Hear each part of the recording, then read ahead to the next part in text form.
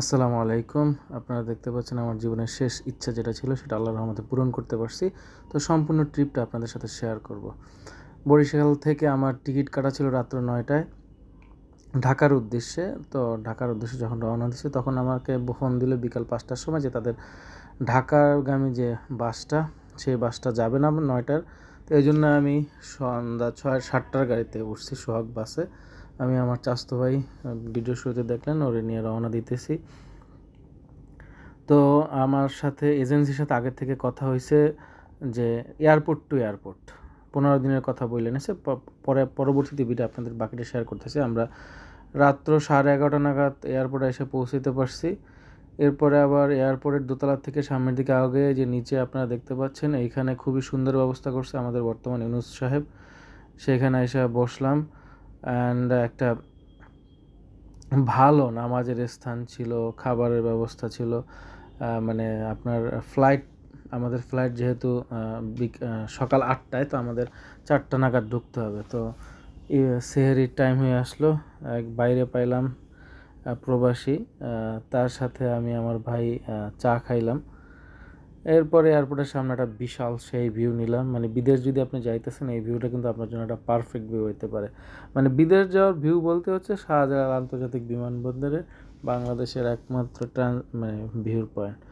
তো যাই হোক, রাত্র 4:30 বাজে গেল। টার্মিনালে এসে দাঁড়াইলাম ১ নম্বর টার্মিনালের ৩ নম্বর গেটে।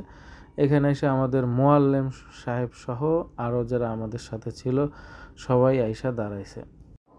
তারপরে ভিতরে ঢুকলাম বোর্ডিং পাসের জন্য। একটা ট্রলিতে আমার ব্যাগটা নিলাম, যদিও গাড়ি নেওয়ার ব্যাগ, আমার সাথে কোনো লাগেজ ছিল না। মানে একটা অন্যরকম ভাব যে আমি বিদেশ যাইতেছি, মানে সেরকম মোড়াই এটা চালাইতে ভালোই মজা লাগতেছে। আসলে সারা রাত সজাগ, তো তারপর বরিশাল থেকে জার্নি করে আসছি, শরীরটা খুবই ক্লান্ত ছিল। তো এরপরে বোর্ডিং পাসের জন্য যখন কাছাকাছি চলে যাই তখন দেখি যে বোর্ডিং পাসের জন্য বিশাল এক লাইন। আসলে আমরা অনেক আগে আসছি, কিন্তু আগে যদি ঢুকতে পারতাম তাহলে লাইনটা পাইতাম না। সাথে মুরব্বীরা ছিল। যাই হোক, ওমরা বিদে আমাদের অন্য রোয়ের মাধ্যমে তারপরে অল্প সময়ের মধ্যে আমাদেরকে বোর্ডিং পাস করে।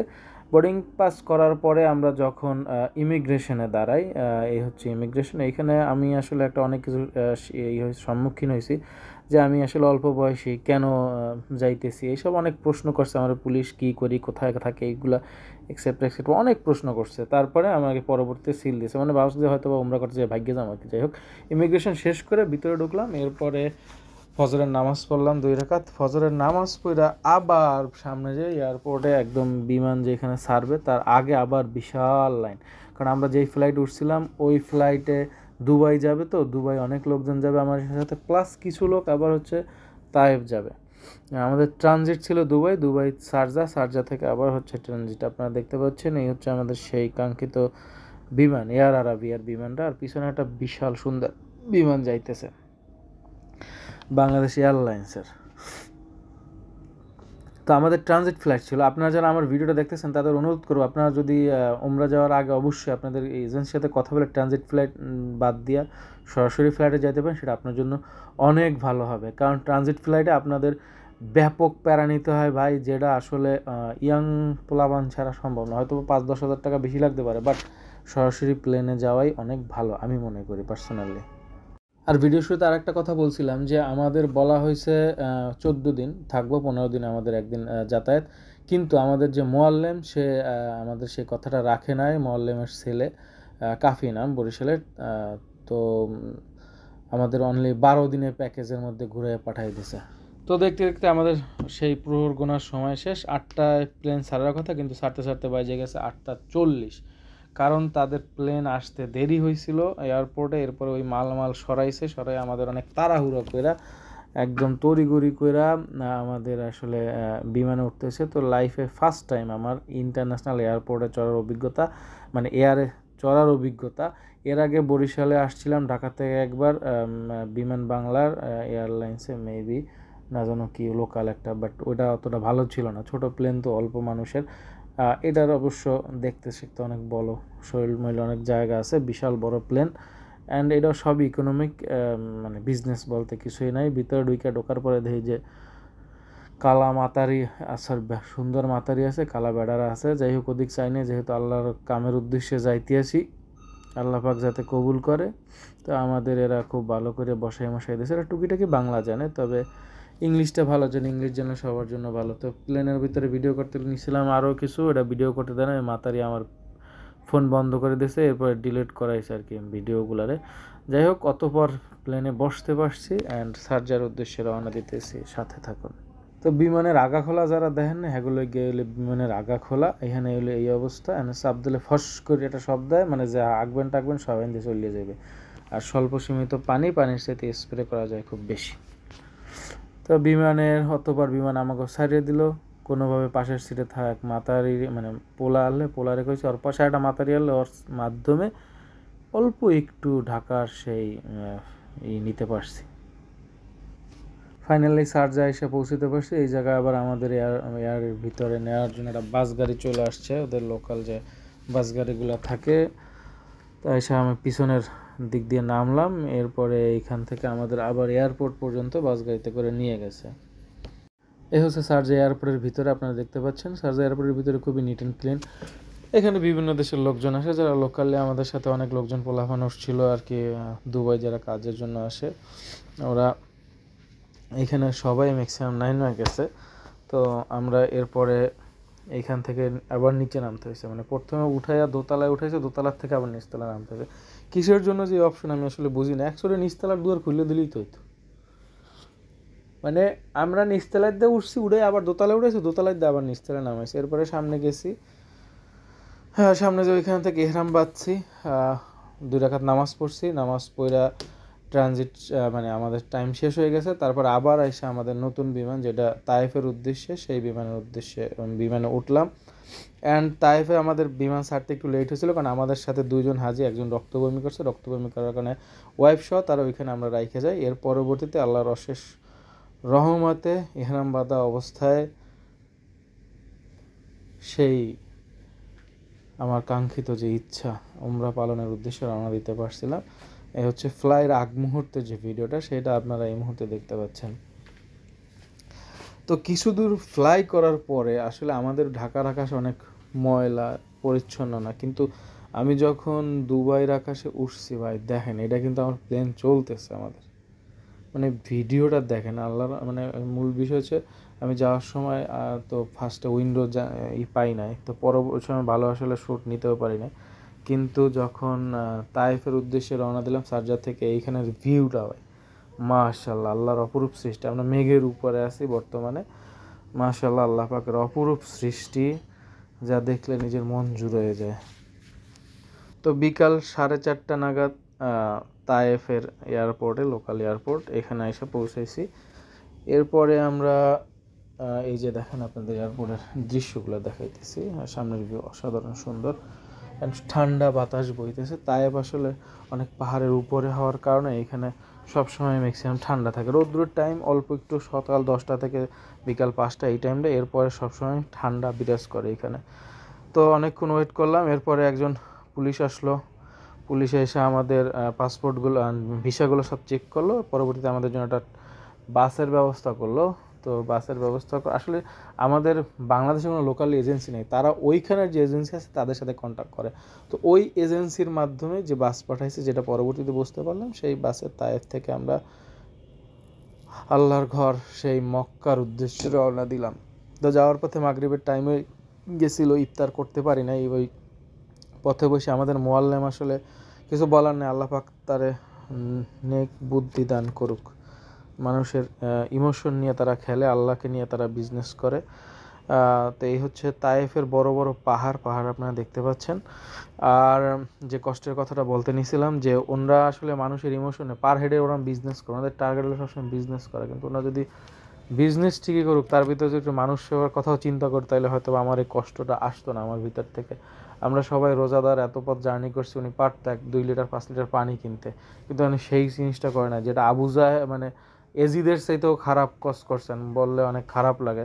তো সাথে আমার সাথে অল্প একটু পানি ছিল, আমি প্লেনে আমার দিছিল, ওই পানিটা দিয়েই নিয়েছিলাম, অল্প একটা ছোট্ট বোতল, হয়তো 200 ml-এরও না, ওইটা দিয়ে কোনোভাবে ইফতারটা করছি। অ্যান্ড আমার সামনের সিটের এক আঙ্কেল, উনি আমাকে 2টা খেজুর দিছিল, ওইটা খাইছি মাশাল্লাহ। তারপরে আমরা প্রায় 2.5 ঘন্টার মতো বাসে জার্নি করে তায়েফ থেকে আমরা 78 কিলোমিটার বা এরকম পথ ছিল, 2.5 বা 2 ঘন্টা জার্নি করে আমরা মক্কার কাছাকাছি মিসফালা আমাদের যেখানে নিয়ে রাখছে জায়গাটা হচ্ছে মিসফালা হচ্ছে লোকালি বাংলাদেশ পাকিস্তান এইসব এলাকার লোকজন এখানে খুবই বেশি থাকে। সবাই একসাথে এখন হোটেলের উদ্দেশ্যে যাচ্ছে।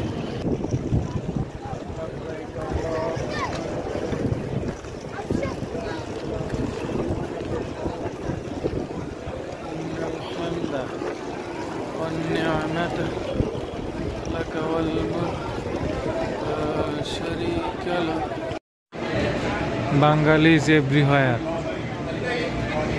Amania hotel in Mecca.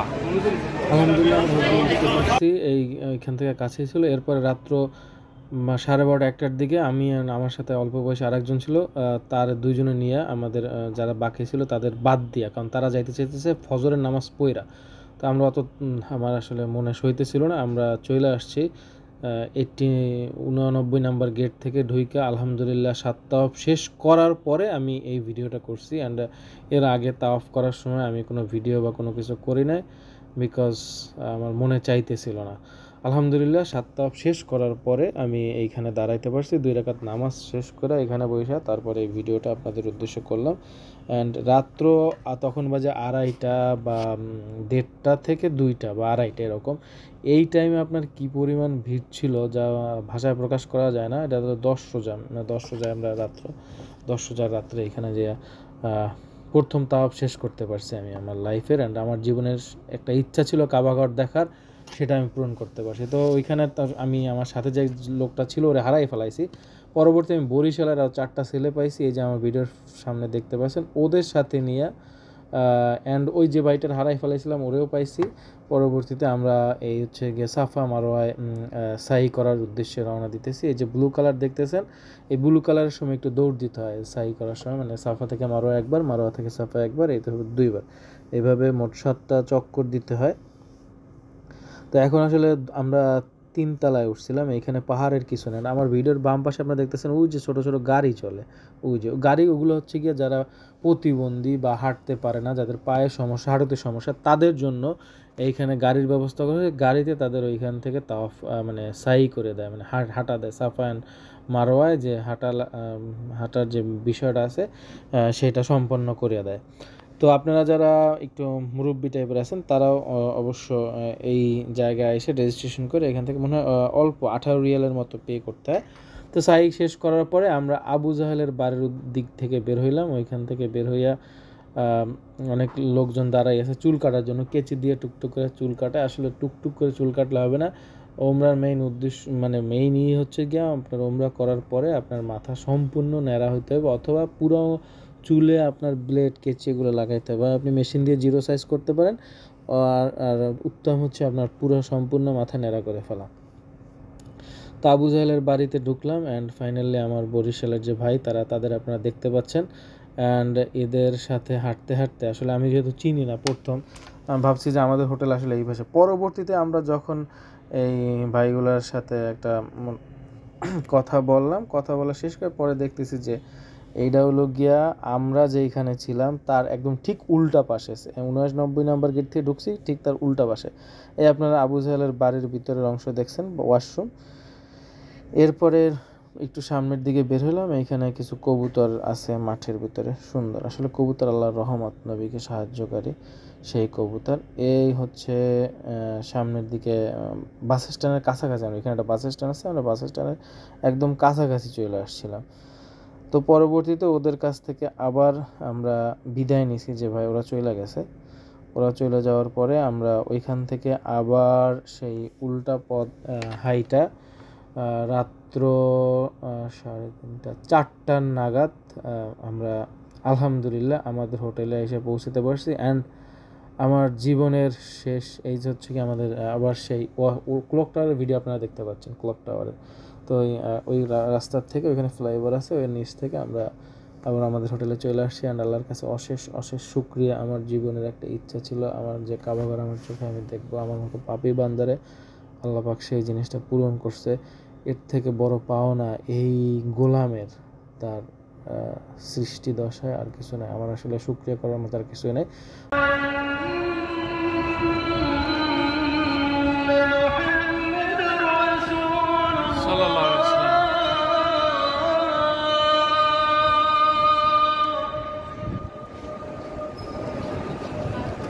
أشهد أن محمد رسول الله। দর্শক, আমরা যখন যাচ্ছিলাম তখন 4:30টার দিকে তাহাজ্জুদের আজান হইতেছিল, যেটা আমাদের দেশে হয় না। আশা করি আমাদের দেশে এটা চালু হোক। তো সবাই ভালো থাকবেন। ভিডিওটা যদি আপনাদের বিন্দুমাত্র কাজে এসে থাকে তাহলে অবশ্যই একটা লাইক এবং সাবস্ক্রাইব করুন। ভালো থাকবেন সবাই। আসসালামু আলাইকুম রহমতুল্লাহ।